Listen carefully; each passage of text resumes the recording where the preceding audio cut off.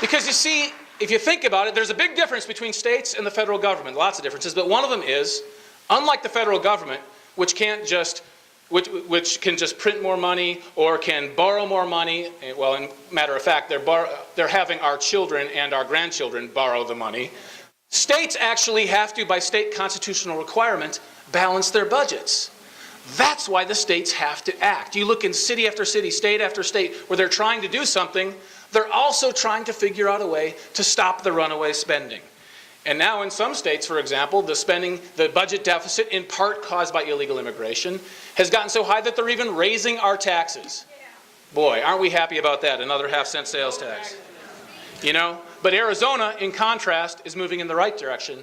They're going after one of the causes of the problem that digs so deeply into our pocketbook.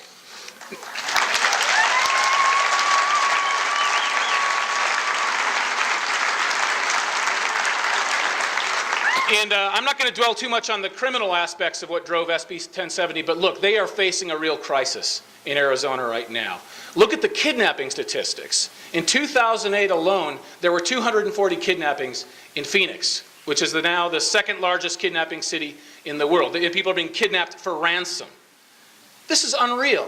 Phoenix is what? The metro area about twice the size of Kansas City? Imagine if we had 120 kidnappings a year in Kansas City. This place would be up in arms.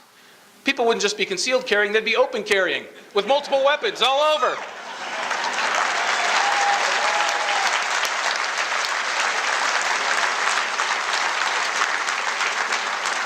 So the state has responded to protect its citizens. And jurisdictions like Maricopa County Sheriff's Office are actually going to take that law seriously, and they're going to be enforcing it.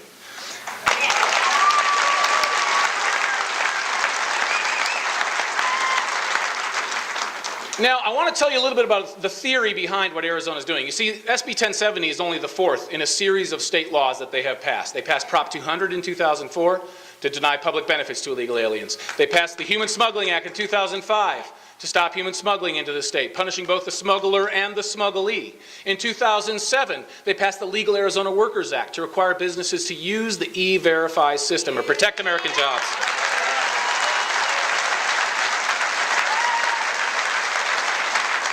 And now in 2010, they passed SB 1070 to make the cooperation between state and local law enforcement and the feds more effective and more efficient and continuous. Each one of these laws has been an incremental change, ratcheting up the level of enforcement, and it's called attrition through enforcement. The idea is pretty simple. If you make it harder and harder to break the law, people start following the law. Imagine that.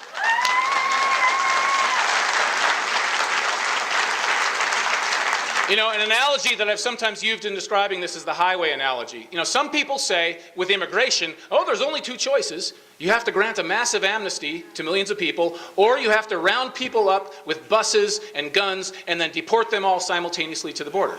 Now, that's a false dichotomy. There's a third option, and it's the rational option.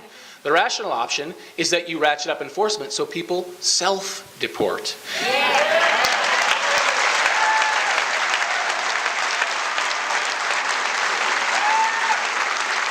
If that doesn't make sense to you, think of it as a highway. Imagine you had a section of highway. Imagine Highway 69 here south to Lewisburg never had a police officer on it. Never seen a patrol car on it. How fast would people be driving? Well, they'd bump it up to 70, then up to 80, then up to 90. There's still no ticketing here. Then they'd probably go above 90. Well, people would say, we've got to solve this problem. And the only two options we have are to grant an amnesty and not have a speed limit anymore, or we have to catch every single speeder. No. All you have to do is put one patrol car out there and issue a ticket to 1% of the speeders, and everybody changes their behavior. That's attrition through enforcement, and that's logical law enforcement.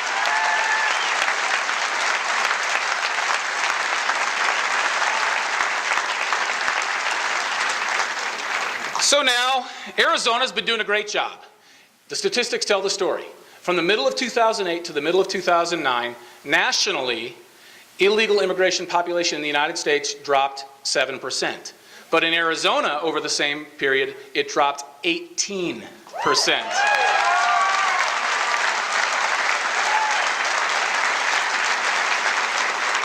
That's more than twice as much. And the people who've looked at those numbers say the only explanation is that Arizona, and in particular the Maricopa County Sheriff's Office, are aggressively enforcing the law, and it's working.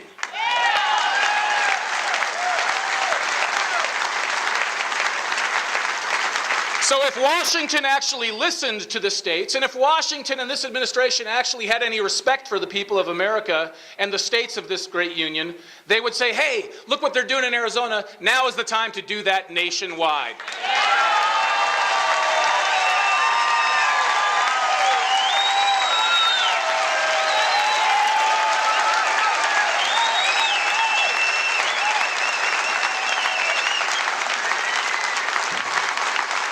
But of course they're not doing that, are they? Let's see, the Obama administration came to power, we've seen what's happened, and then just 2 days ago, or maybe it was 3 days ago on the weekend talk shows, David Axelrod claimed on behalf of the White House, quote, "No administration has been tougher on enforcement," end quote. Let's see. The Obama administration announced they are no longer going to be doing worksite arrests. They are no longer bringing criminal charges against employers. It's just going to be fines. They won't complete the wall. They have reduced funding for the Border Patrol. They have stopped cooperating as effectively and as thoroughly with state and local law enforcement through the 287G program. And they have announced that they're not interested. Oh. Move. Okay. How's it going? It's going. I'm terribly sorry to interrupt, and there's no reason to be terribly concerned. But we had a package that was very suspicious, was moved outside. That package was examined first by our bomb-sniffing dog, and then it was x-rayed. We have reason to believe that we need to treat it seriously. We're not afraid. No, it's okay. I suggest that you evacuate orderly out front.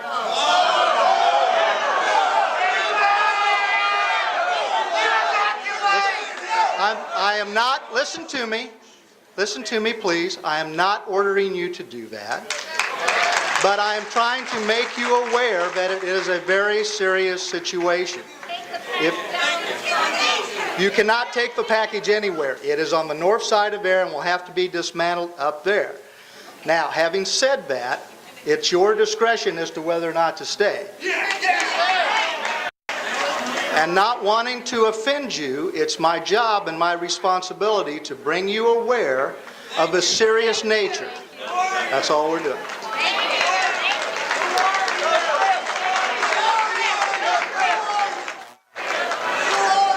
Chief of Police. Yeah. I will. Okay.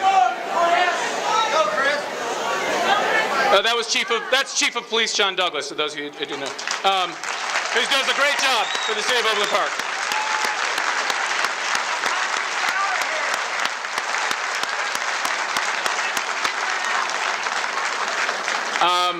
Well, I would encourage anyone who is even the slightest bit afraid to go. It won't offend anyone if you leave. I mean, let me say it stronger. I want to encourage you to leave if you have the slightest hesitation. Seriously. Well, I'm staying, but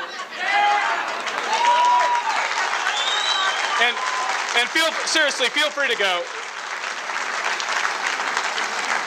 And you should absolutely feel free to go. And I think it's, especially prudent with children, and absolutely. So if you have any hesitation, just please go with our blessing. And I'm going to stay here. We're going to stay here. People have come, Sheriff Joe, to hear Sheriff Joe, and we're willing to assume our risk. But do what you feel.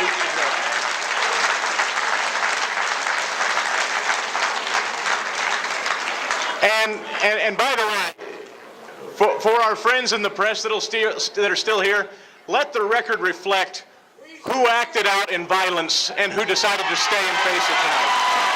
Will you please? Will you please?